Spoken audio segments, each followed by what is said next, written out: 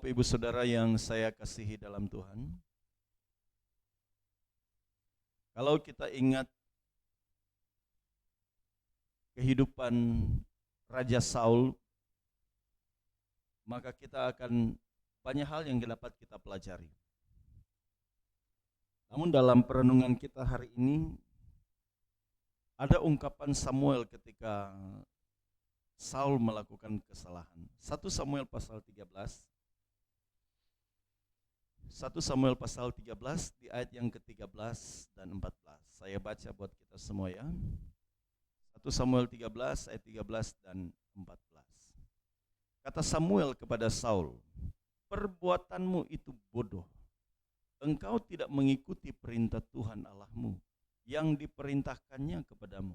Sebab sedianya Tuhan mengokohkan kerajaanmu atas orang Israel untuk selama-lamanya. Tetapi sekarang kerajaanmu tidak akan tetap. Tuhan telah memilih seorang yang berkenan di hatinya, dan Tuhan telah menunjuk dia menjadi raja atas umatnya, karena engkau tidak mengikuti apa yang diperintahkan Tuhan kepadamu." Pernyataan yang disampaikan oleh Samuel ini terkait dengan kesalahan yang dilakukan oleh Saul. Kenapa, saudara? Karena ketika Saul berhadapan dengan orang Filistin pada waktu itu, dengan memiliki perbandingan yang begitu jauh jumlahnya, orang Filistin digambarkan bahwa bangsa yang sementara atau orang Filistin yang sementara datang menyerang itu seperti pasir di tepi laut banyaknya, sedangkan mereka tidak banyak, saudara.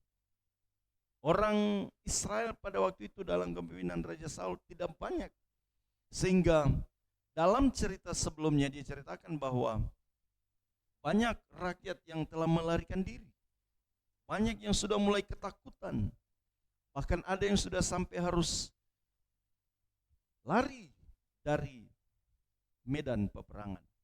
Saudara, ini adalah kondisi yang sangat serius dalam pandangan Saul, sehingga Saul melakukan tindakan yang kata Samuel tadi, tindakan bodoh.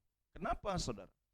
Karena Saul melakukan apa yang tidak seharusnya dia lakukan.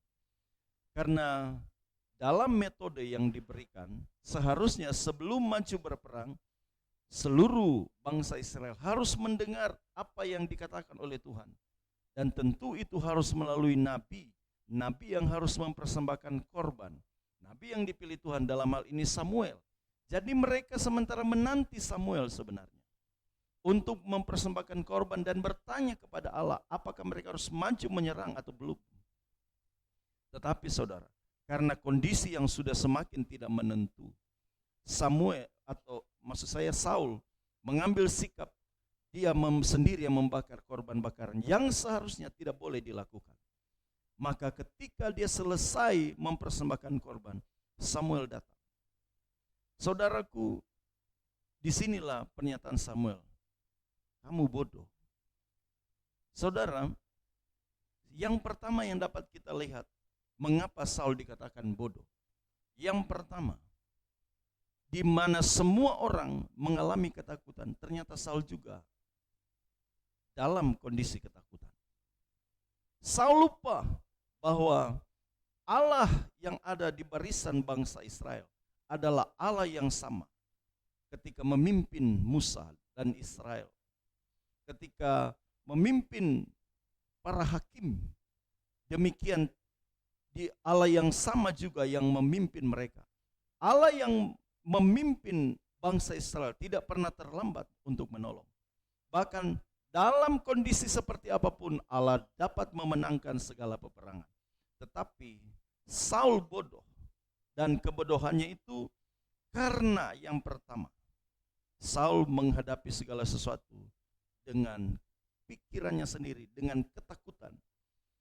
Saudara, jelas Alkitab berkata orang penakut tidak akan pernah bisa menikmati kerajaan Allah. Karena penakut ini adalah cara orang yang hidup dalam ketakutan ini adalah siasat kuasa kegelapan agar tidak benar-benar mempercayai Allah yang hidup. Saudara, kita belum tahu apa yang akan terjadi ke depan. Tantangan kita ke depan bukan semakin mudah. Kita melihat anak-anak kita mulai bertumbuh, mulai banyak biaya yang harus keluar. Selanjutnya kita mulai khawatir dengan pergaulannya. Apa yang akan terjadi nanti, kemungkinan kalau kita sudah mati mungkin orang tua, karena kita sangat mengasihi mereka. Kita mulai ketakutan, ada intimidasi di sana. Kita tidak mempercayai Allah dengan sungguh sehingga kita membuat keputusan-keputusan yang tidak memuliakan Allah. Jangan sampai kita dikuasai oleh roh ketakutan. Karena orang yang penakut, saudara, tidak akan pernah maksimal percaya kepada Allah. Jadi kalau Alkitab berkata, jangan kamu khawatir tentang apapun juga. Ini seharusnya membuat kita tidak takut menghadapi apapun. Bukan berarti kita tidak memiliki rasa takut. Bukan berarti kita tidak memiliki rasa khawatir. Tetapi seharusnya bagaimana pandangan kita kepada Allah. Kita harus memiliki tekad yang kuat bahwa Allah kita adalah Allah yang dapat memberi kemenangan dalam kondisi apapun. Allah kita adalah Allah yang stabil dalam penyertaannya. Mungkin kita yang tidak stabil. Kita kadang percaya sungguh tetapi kadang kita ragu kepada Tuhan. Maka inilah yang harus kita miliki. Kepercayaan dan keberanian untuk menghadapi apapun. Percaya bahwa Dia tidak berubah. Berani karena kita pasti menang menghadapi apapun. Oleh karenanya, jangan kita menjadi bodoh. Kita hidup dalam ketakutan, kita hidup dalam kekhawatiran. Yang akhirnya kita mengambil sikap-sikap yang tidak memuliakan Allah. Kita takut kehilangan orang yang kita kasihi. Kita sudah berdoa, sakitnya tidak sembuh. Sudah sekian banyak harta yang kita jual untuk bisa merawat suami atau istri atau siapapun yang kita kasihi. Kita tidak menemukan solusi, kita tidak menemukan jawaban dari doa-doa kita. Bahkan kita lihat penyakit semakin kritis, semakin berat. Maka kita tanpa berpikir panjang, kita pergi ke tempat-tempat yang tidak memuliakan Allah. Kita ke dukun, kita mencari alternatif yang lain. Kita tidak lagi mencari Tuhan, kita tidak mengendalikan Allah. Saudaraku, hal seperti inilah yang dihindarkan. Orang yang penakut tidak akan pernah maksimal percaya kepada Allah. Oleh karena itu, kenapa kita tidak rela kehilangan demi keyakinan kita kepada Allah, dibanding kita tidak bisa kehilangan seseorang sehingga kita harus merelakan kehilangan Tuhan. Saudaraku, ini yang terjadi. Kebodohan yang dilakukan oleh Saul adalah ketika dia dalam ketakutannya, dia menjadi pelanggar kekudusan Allah. Dia mempersembahkan korban yang seharusnya tidak dilakukan. Yang kedua yang saya pahami, kenapa Saul dikatakan bodoh? Karena apa yang dia lakukan itu tidak sesuai kehendak Allah. Jadi Saul melakukan apa yang tidak diperintahkan oleh Allah. Sedangkan apa yang diperintahkan oleh Allah tidak dilakukan. Banyak di antara orang Kristen begitu, saudara. Hari-hari ini banyak. Kita melakukan apa yang tidak diperintahkan oleh Tuhan. Tetapi apa yang tidak diperintahkan oleh Tuhan, kita lakukan. Tuhan memerintahkan kita, berikan hidupmu, persembahkan hidupmu bagi Allah sebagai persembahan yang hidup, kudus dan berkenan. Itu adalah ibadah yang sejati. Tapi yang kita lakukan, kita mempersembahkan hidup hati kita sepenuhnya untuk dunia. Tuhan berkata, bertekun di dalam doa. Yang kita lakukan, kita tidak melakukan apapun, bahkan berdoa itu menjadi sebuah halangan. Kita menjadi orang yang bodoh. Orang yang bodoh itu bukan orang yang tidak ada pendidikan, saudara. Orang yang bodoh itu bukan tidak ada kemampuan untuk berpikir baik. Tetapi kebodohan itu adalah ketika seseorang tidak mampu melakukan kebenaran sesuai kehendak Allah.